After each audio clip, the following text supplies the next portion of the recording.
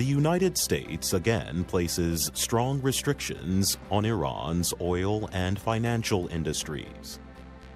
Iran's president said his country would fight the measures aimed at limiting Iran's disputed nuclear program.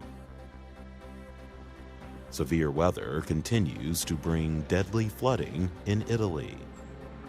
Officials say at least 12 people have died in Sicily. A large group of migrants from Central American countries votes to continue their effort to reach the U.S.